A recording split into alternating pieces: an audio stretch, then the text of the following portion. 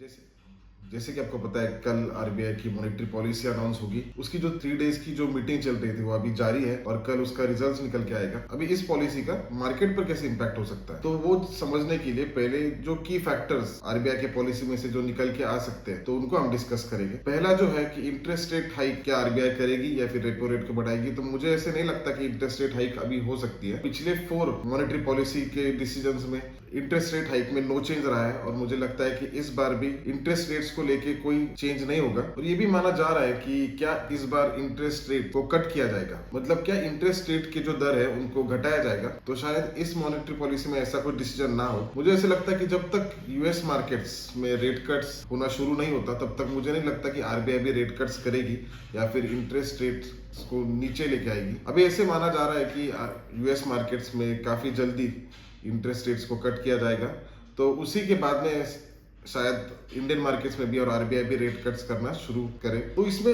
Repo rate और reverse repo rate इनमें कुछ चेंजेस होने के चांसेस काफी कम दिखाई दे रहे हैं, क्योंकि जो जीडीपी के नंबर्स आ रहे हैं वो भी काफी स्ट्रांग दिखाई दे रहे हैं। करीबन 7.6 की ग्रोथ रेट दिखाई दी, जो कि काफी अच्छी है। दूसरी एक पॉलिसी में ये नजर रहेगी कि इंटरेस्ट रेट्स को छोड़कर अगर कुछ अन्य कुछ डिसीजन आरबीआई उठाती है, जैसे कुछ दिनों पहले आरबीआई ने जो रिस्क वेटेज का डिसीजन लिया था बैंक्स के लिए, जो अनसिक्योर्ड लोन्स के लिए, तो उनमें कुछ चेंजेस करती है। या फिर और एक जो बात है जिस पे ध्यान रहेगा वो ये रहेगा कि क्या इस बार आरबीआई ओएमओ सेल्स करती है। ये ओएमओ क्या होता है, तो ओएमओ ओपन मार्केट ऑपरेशंस होते हैं। तो इसमें आरबीआई क्या करती है, जो गवर्नमेंट सिक्योरिटीज या बॉन्ड्स होते हैं तो उनको खरीदती है। अभी दूसरा जो मार्केट का ध्यान रहेगा वो ओएमओ पर रहेगा।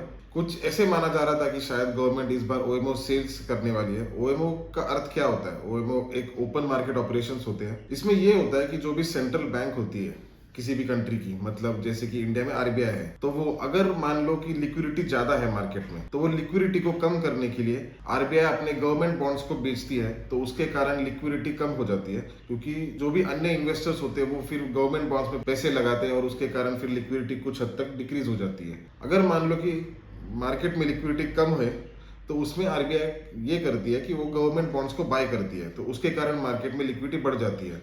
तो उसके ऊपर भी एक ध्यान रहेगा कि मार्केट की क्या आरबीआई इसके बारे में कुछ डिसीजन लेती है। तो कुल मिला के ऐसे लगता है कि इंटरेस्ट रेट हाइक में कुछ ज्यादा डिफरेंस ना हो, या शायद नो चेंज ही रहे इस बार भी। लेकिन जो अन्य स्टेटमेंट्स रहेंगे तो उन पर मार्केट का ध्यान रहेगा कि अन्य कुछ डिसीजंस अगर इसमें निकल के आते हैं तो, और उसके हिसाब से मार्केट में रिएक्शन आ सकता है। लेकिन अगर कुछ ऐसा स्टेटमेंट नहीं आता है तो डिफरेंस मार्केट में बहुत ज्यादा नहीं होगा ऐसे मुझे लगता है। और ये एक स्ट्रांग पॉलिसी होने के चांसेस काफी ज्यादा है। तो उसी के हिसाब से हमने मार्केट में ट्रेड्स या फिर सेफली ट्रेड करना चाहिए। ऐसे इवेंट्स में बहुत ज्यादा रिस्क नहीं लेनी चाहिए, क्योंकि ये अपने कंट्रोल में नहीं होते। तो उसके हिसाब से ट्रेड कीजिए। Thank you.